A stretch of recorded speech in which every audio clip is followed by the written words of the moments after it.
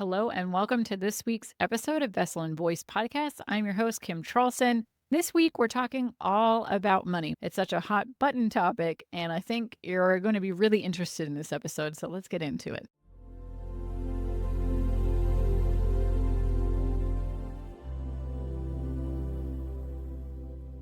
First thing before we get into this episode, I'm going to admit that this was a very hard one for me to channel. And in fact, we channeled some. I had so many blockages about it that my thinking mind kept getting involved with it. And I had to stop. We had to recalibrate. We had to do a reset. And then we started again. Monty, really has some interesting opinions in this episode that are so at odds with a lot of what we believe about money and a lot of these kind of sticky ethical stuff about money as well. One thing I want to talk about before we hear from Monty is the ethics of money, because I think right now in our world at this moment, as a collective, we are very witnessing the effects of what happens when someone has a lot of money and they are using it to create control and take power and really, frankly, harm other people because they have a lot of money. And about the systemic problems of capitalism that have kept money in the hands of a certain few people.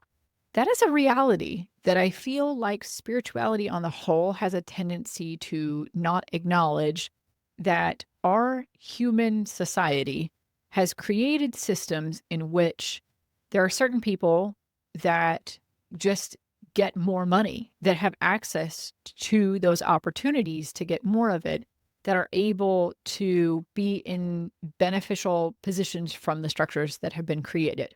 Spirituality, especially law of attraction and manifestation stuff, a lot of the time does not acknowledge these are very real structural aspects of the world that we cannot ignore.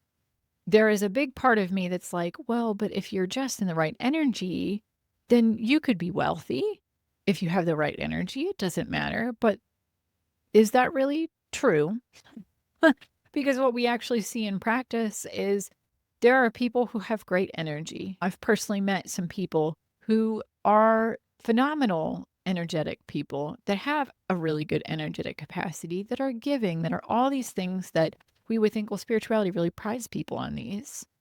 And yet they are suffering, yet they are struggling, yet they're just trying to make it and they're just trying to survive. Why is that? And I feel that spirituality and things like the law of attraction and manifestation really do a huge disservice to talking about the structural realities. Monty does talk a little bit about this in this week's episode. I do feel like there's more that we could talk about in terms of this, but I want to acknowledge it before we get into that. There are real aspects of privilege, of oppression in our society that are massively problematic. They're not going to change overnight. They're going to take people making really intentional choices about how we interact with each other, how we interact with corporations, how we use our money. All of those things are very important as we move forward. And if we don't consider those, we are setting ourselves up to just ignore these problems that are actually occurring. So I think that that's important that we preface this episode with that before we get into what Monty's going to talk about. I also think that there's a bit of a hint of what he talks about in today's episode about the concept of money as energy versus work. From my own experience with my marketing agency, the more that I worked, the more money that I made in concept. This is not actually how it worked in practice, but it's how it worked in concept. And a lot of concepts that we have today of, if you want to make more money, it's not about trading your time, it's about trading something else for money, right? The premise of capitalism is that you are holding the means to production. You're in charge of that, the means of production, and that the workers use the means of production to create whatever it is that you're selling, and you pay them less than what you're going to sell it for. That's basically the main concept of capitalism in a nutshell.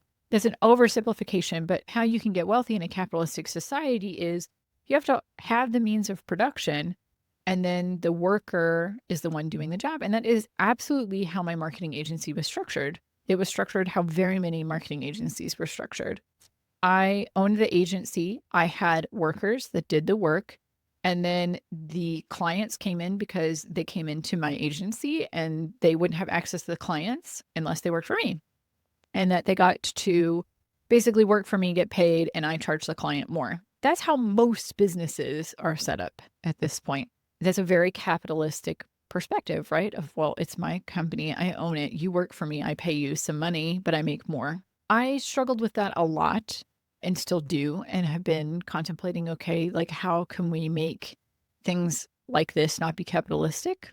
It's a very difficult issue. It's a big moral issue that we're all facing right now.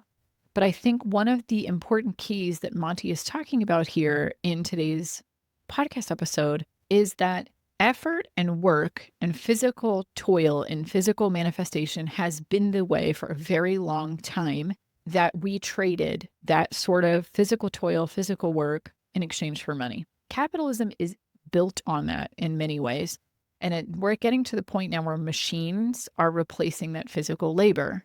So instead of it being a person that's taking the action, it's now a machine that's taking the action. And many workers are just being written out of that process entirely. We're no longer going to be trading our physical manifestation labor, our time, our effort. Those are all things in physical manifestation for money. And I'm intrigued of what you think about this episode. And so please, give us your comments because I am working through this myself all the time. I have a lot of holdups about money, just as everybody else does. So let's get into what Monty has to say.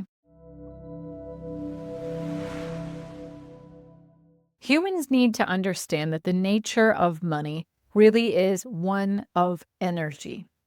The key to understanding money is understanding that money is simply energy in a pure form. Now, when it comes to energies in pure forms, humans have constructed particular moralistic ideas about them, such as the idea of money being one of oppression, one of being evil, one of being how one obtains power, all of these other moralistic ideas. However, the same could be said of different energies in their purest form, such as the energy of love, the energy of optimism, the energy of accountability. Some of these are deemed positive energies, whereas other energies, such as the energy of destruction, the energy of chaos, are considered bad in moralistic terms. From a purely energetic standpoint, no energy is good or bad. It is merely pure energy. When it comes to the idea of money, this is the time of the human interaction that is the closest to understanding money as pure energy. And over the coming years, humans will understand this concept more and more, that money is purely the flow of energy in a pure form rather than any moralistic obligations or ideas that are tied to the concept of money.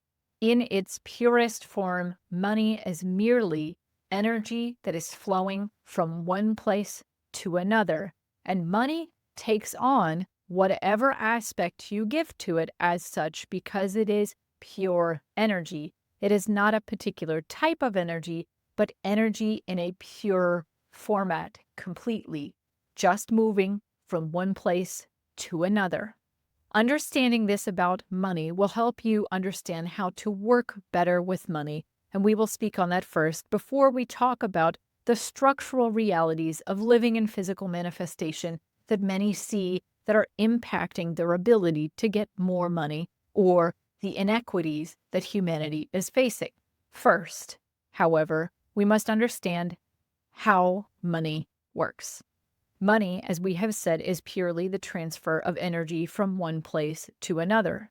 Money can be used in many instances to allow things to come from non-physical form into physical form. What could start merely as an idea that you have can become an object, and money is the transfer of energy as part of that process. For many humans, they do not see the way for something to go from thought to a physical manifestation without the interaction of money as part of that. This is very true for many interactions and many individuals in human manifestation, that the only way that they can see something coming into their physical awareness is through money. Their focus is merely on money because they believe it is a moralistic issue, that that is the only way that something can be created or destroyed within human manifestation. However, when you detach the idea of that this is the only format and that money is the only manifestation means, things change very quickly. Instead of understanding money as merely the energetic transfer from one place to another, you can begin to understand how to work with money in a very different way, as well as how to work with energy without the interference of money coming into it.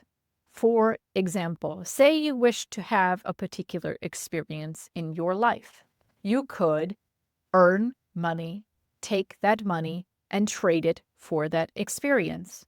You have expended energy in your mind, earning the money. You take the money, you expend it to get the experience. It is merely the transfer of energy from you to the external source to get money, to then to an external source to have the experience, and thus continues the cycle, because then that experience gives you energy, which allows you to produce more money, and so forth. This cycle continues until you are no longer working.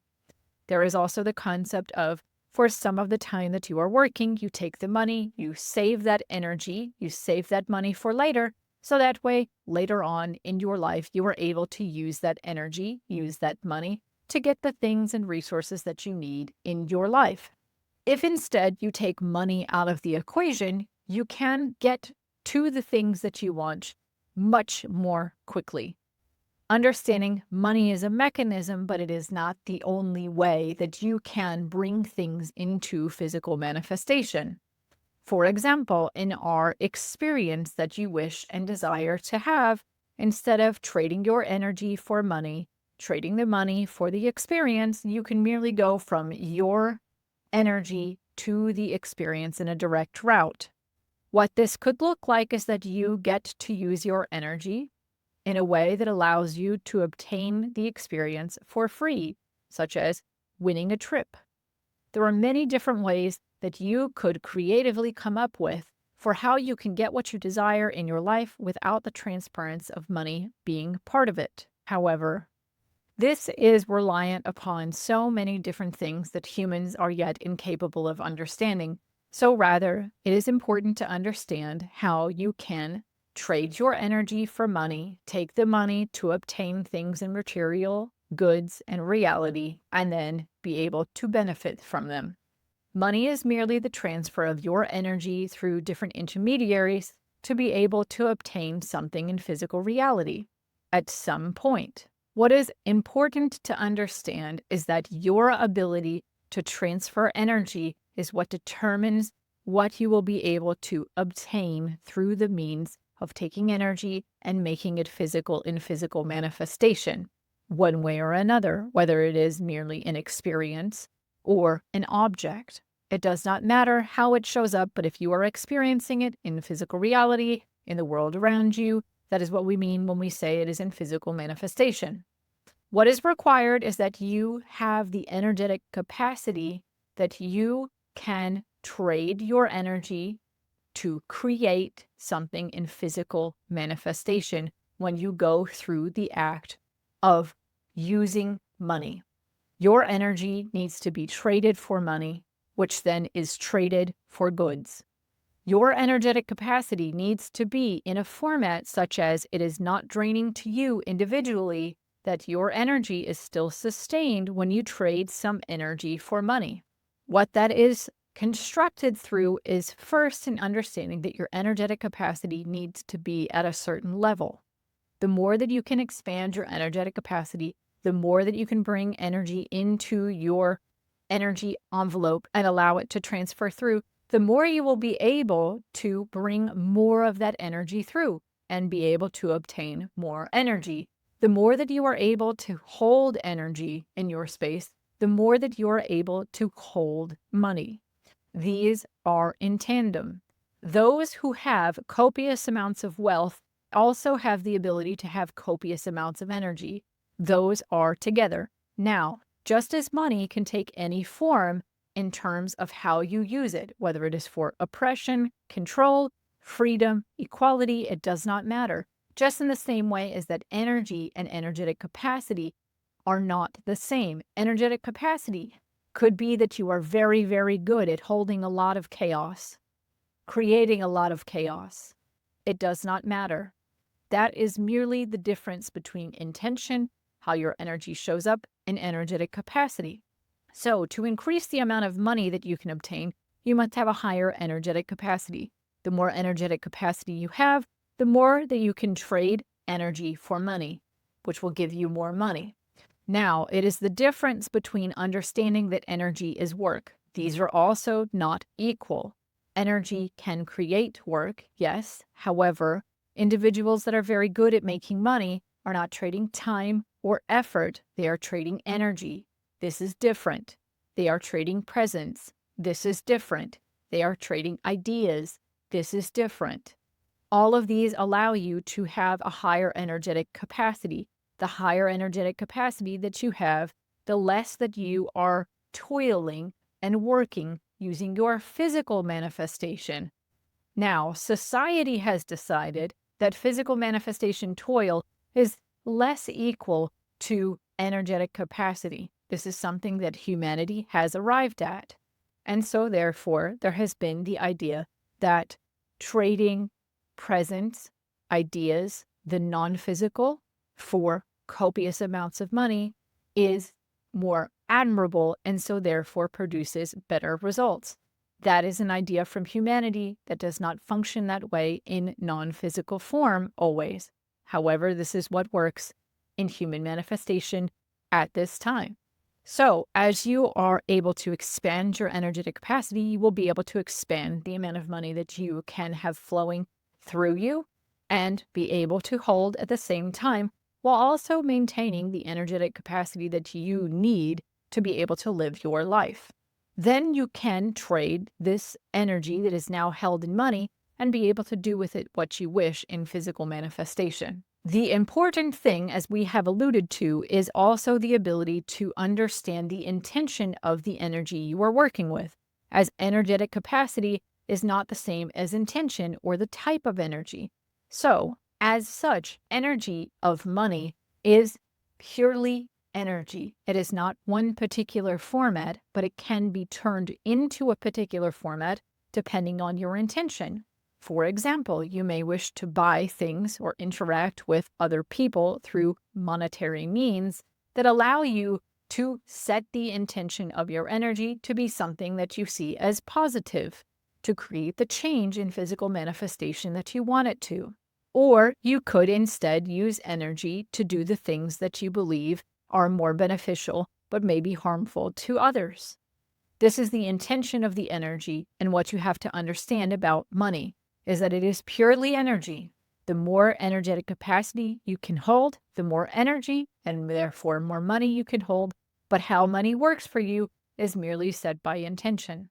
We understand that money is a very difficult topic for many humans and many individuals because there are individuals that wish to keep energetic capacity in others as small as possible, as it is easier to control others, easier to have power when others are taking up less space. When someone, for example, is in a room with you that occupies a lot of energetic space and you occupy a small amount of energetic space, it is much easier for them to use their energy to suppress you. It is very simple. Larger, bigger energies can be more controlling if they desire. They don't have to be, but they can. And they have a tendency to then believe, and this is a core belief for many humans, that there is only so much money, so much energy to go around. However, energy is an infinite resource, which would imply as well that money is an infinite resource. But when you go about your days believing that money is a finite resource, you want to obtain as much of it as you can and prevent others from having it because therefore you would have less. There are certain individuals that function in this way, and they have an outsized amount of energy that they hold. Their intention as well can be to prevent others from getting any part of this. Unfortunately, that is the way things are working right now in the human existence, and it will require those who are able to expand their energetic capacity to change their intentions to create a more equitable world. Being mindful of how you are using your energy, using the intentions of your money can change this. It will take a collective effort, as those who have hoarded much of this energy are setting very different intentions. It is a push and pull between the energies over time. Please, as you are contemplating this and you have questions about working with money and the energy of money, please contact us with your questions. We would be delighted to answer them in future episodes. Thank you. That is all.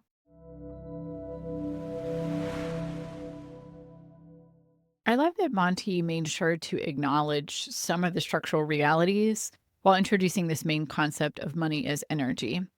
And what I think we need to change is understanding, first off, one, how we are setting intentions with the energy that we're working with in money. How are we going to be spending that? How are we going to take our energy through the form of money and we're transferring it into different physical manifestations or experiences or whatever we're doing with that money? How are we setting those intentions of what kind of energy that money is being and representing? Because money is just energy. It can go either way. So I think the more that we can be intentional about that, the better as a society we're going to be on the whole, because the energy is changing in society is the more intention that we're bringing into our monetary habits and how we spend our money and how we work with money. The other thing that I think is really important about this message beyond that is the concept of energetic capacity. That the more that we can expand our capacity, the more energy that we can have in our systems that we can hold, as well as the more energy that can flow through us. And this is one of the concepts that I feel that many people don't quite understand as well as they could, is that to have more money, typically your money has to flow through you a lot more. So if you want to make more money, you have to spend more money. It's kind of that concept of investing, allowing the money to flow, not just having it sitting just in money and not doing anything with it. Pretty much any solid financial advice is centered on that of putting your money to work for you. And the same can be said of that we can expand that energetic capacity, but that money's got to flow, that energy's got to flow. So the priority there is really understanding how are we being intentional with our energy and how are we having that energy be in a consistent flow. And when we can transform our thought processes from how am I working with money to how I'm working with energy, I feel like that can do a whole lot of service to us, as well as make it easier for us to start to work with money because we can think of it without all of the kind of baggage that comes with money and a lot of the stories that we tell ourselves. But we can just say, okay, this is just energy. I'm just working with energy. This is a new way for me to work with energy. I'm really interested to hear any thoughts that you have that you'd like to share. You can send us your comments at hello@kimcharlson.com. And we will see you in the next episode. Thank you so much for joining us.